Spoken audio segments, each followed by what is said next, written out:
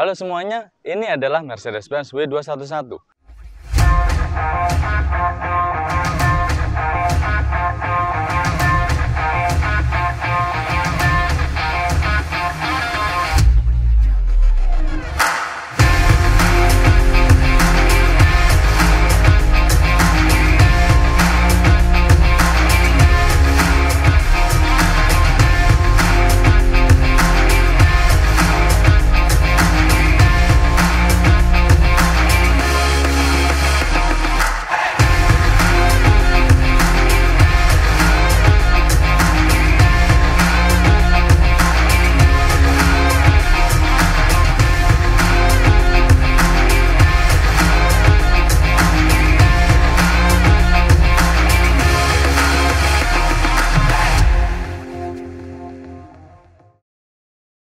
W211 adalah E-Class generasi ketiga dari Mercedes-Benz setelah pendahulunya yaitu Mercedes-Benz Boxster atau biasa kita menyebut W124 dan Mercy New S dengan kode W210. W211 diproduksi mulai tahun 2002 hingga tahun 2009. W211 sendiri terdiri dari dua generasi, yaitu generasi awal atau generasi pre-facelift dan generasi facelift di tahun 2008 hingga 2009. Mercedes-Benz W211 masuk secara resmi ke Indonesia dengan beberapa tipe kode mesin, mulai dari E200 kompresor, E230, E280 7G-tronic, dan yang terakhir adalah E280 7G-tronic 9 Edition yang diproduksi secara terbatas sekaligus sebagai last production of W211. Di samping saya adalah W211 E280 7G-tronic dengan trim elegance. Saya akan mengajak kalian untuk melihat apa saja yang kalian dapat jika kalian membeli mobil E280 7G-tronic sesuai dengan paket penjualan. Kita mulai dari area eksterior. Di bagian depan, kita melihat headlamp yang sudah mengalami perubahan desain dengan adanya tambahan garis-garis silver pada generasi facelift ini. Di generasi facelift tidak ada garis silver ini. Di area grill juga mengalami perubahan, yaitu dengan bertambahnya lebar grill menjadi lebih besar dan lebih runcing. Bentuk bumper juga mengalami perubahan dari generasi pre-facelift menjadi facelift. Untuk tipe E280 7G-tronic sudah dilengkapi dengan list chrome di sekitar bodi. Pada varian E280 7G-tronic sudah dilengkapi dengan jet washer. Jet washer ini adalah pembersih headlamp. Kalau zaman dulu di generasi Boxster dia menggunakan wiper. Di generasi W211 sudah menggunakan jet washer. Di Indonesia jarang kepake, tapi kalau di luar negeri jet washer ini berguna untuk membersihkan tumpukan salju di area sekitar lampu depan. Di area samping sama juga dengan area depan sudah dilengkapi dengan list chrome. Berikut dengan handle-nya sudah ada Saint Dispion. Di varian 280 7G-tronic dibekali dengan velg 17 inci dibalut dengan ban ukuran 245 45 R17. Di area sini sudah tidak ada lubang untuk dongkrak. Yang pada generasi sebelumnya, lubang pada dongkrak di area sini selalu ada pada generasi Mercedes-Benz sebelumnya. Kita ke area belakang. Di area belakang, lampu belakang juga sudah mengalami perubahan warna dari merah putih menjadi merah abu-abu pada generasi facelift. Juga terdapat garnish chrome di area sepanjang plat nomor, emblem E280 dan emblem 7G-tronic yang menandakan sistem 7G-tronic. Ke area dalam bagasi. Di area bagasi sudah dilengkapi dengan gantungan untuk menaruh tas. Di area bawah terdapat ruang penyimpanan ban serep dan aki. Di area samping juga terdapat jaring-jaring untuk Anda meletakkan barang yang mudah roboh agar saat melakukan perjalanan Anda dapat tenang menaruh barang Anda di bagasi. Kita masuk ke area interior.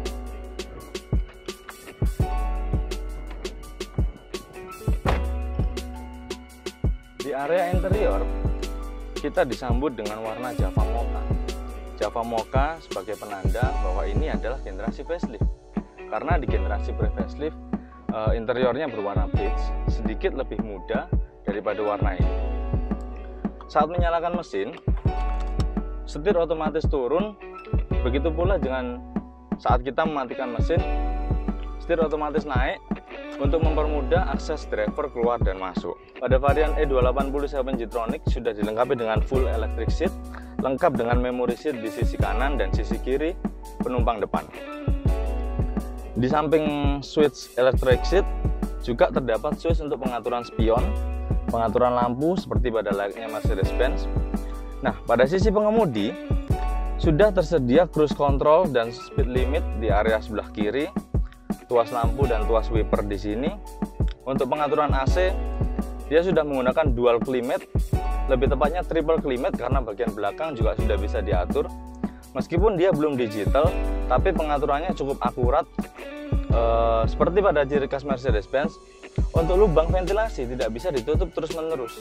Jadi lubang ventilasi akan otomatis terbuka setelah kita berjalan sekitar 30 menit dengan mobil ini. Untuk bagian head unit pada W211 ini belum mendukung perangkat Android. Dia sudah mendukung CD, radio, dan telepon. Pada varian yang saya miliki, terdapat CD changer 6 disk yang diletakkan di bawah sini. Kita hanya perlu dengan menekan satu tombol untuk membukanya. Di area tengah terdapat kompartemen-kompartemen penyimpanan di sini. Konsul di bagian tengah. Konsul ini cukup dalam. Dan satu lagi trik dari saya, konsul ini dapat juga digunakan untuk penyimpanan minuman kaleng Anda. Karena di konsul tengah ini, dia mendapat pasokan hawa dingin dari jalur AC yang mengarah ke penumpang belakang. Saat saya meletakkan minuman dingin di konsul ini, sedikit dingin, tidak dingin sekali, tapi bisa untuk menyimpan minuman untuk mempertahankan dinginnya. Di area penumpang, kita mendapatkan laci yang cukup luas. Terdapat laci tambahan juga di sebelah sini. Laci ini biasa digunakan untuk menyimpan kartu atau bolpen karena ruangannya cukup dalam. Di varian E280 G-Tronic, lampu atas selain terdapat lampu baca juga terdapat ambient light. Ambient light otomatis menyala saat kita menyalakan lampu depan. Fungsi dari ambient light adalah memberikan penerangan ekstra pada interior mobil Anda, sekaligus menambah kesan mewah saat kita menggunakan mobil ini di sore hari. Keistimewaan dari Mercedes-Benz W211 ini adalah lampu baca yang diletakkan tepat di bawah spion. Jadi saat kita ingin baca, posisinya seperti di dalam pesawat. Saat kita menyalakan lampu baca, penumpang lain tidak akan terganggu dengan kesilauan lampu karena lampunya berada di area bawah sini, bukan lampu utama yang menyala. Kita pindah ke area belakang. Saat kita duduk di area belakang, memang tidak menawarkan ruangan yang luas seperti layaknya S-Class, tapi E-Class memberikan posisi duduk di bagian belakang yang sangat nyaman. Duduk di belakang tidak terasa tenggelam, tapi kita juga posisinya sejajar dengan bangku depan sehingga kita dapat tetap melihat jalan dengan sangat jelas. Di bagian belakang terdapat kompartemen untuk taruh majalah di bagian belakang. Juga terdapat laci asbak di sebelah sini. Kompartemen penyimpanan di pintu setiap door trim. Di bagian tengah juga terdapat dua lubang AC yang dapat kita atur secara sendiri antara kanan dan kiri. Memang tidak dapat menyesuaikan suhu udara yang ada di belakang, tapi kanan dan kiri kita dapat sesuaikan sendiri antara besar atau kecilnya angin yang akan dirasakan oleh penumpang belakang dan kiri. Di area bawah juga terdapat laci penyimpanan lengkap dengan lighter 12 volt yang bisa kita pakai untuk charge HP. Dan di sebelah sini terdapat laci, tapi ini bukan asbak karena bagian dalamnya tidak dapat dibersihkan. Asbak diletakkan di sisi pintu yang dapat dibersihkan dengan menarik keluar bagian dalam dari asbak itu.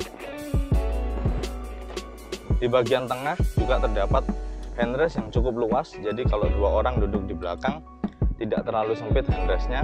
Di dalam handrest itu dapat dibuka sebagai kompartemen, ada kompartemen kecil di sini, ada tempat untuk bolpen dan tempat untuk benda-benda kecil yang lainnya. Di bagian depan jika dibuka tersedia juga dua cup holder di bagian tengah. Headrest di bagian belakang dapat kita tarik secara manual, tapi untuk menurunkannya dipencet tombol dari depan. Di bagian belakang juga sudah tersedia 3 titik sabuk pengaman, tapi untuk konfigurasi duduk 5 orang mungkin yang duduk di tengah akan merasa kurang nyaman karena adanya ruang gardan yang sangat tinggi di area tengah ini. Kesimpulan saya untuk Mercedes-Benz W211 ini adalah sangat layak dibeli karena dengan harga yang sama dengan pasaran mobil-mobil dengan harga serupa, kita mendapatkan fitur kenyamanan dan kemewahan yang jauh di atas mobil-mobil baru dengan harga yang sama dengan W211 ini. Sekian video kali ini, semoga bermanfaat. Like jika kalian suka, sebar ke teman-teman kalian. Jangan lupa subscribe untuk ikuti video kita selanjutnya. Sampai jumpa.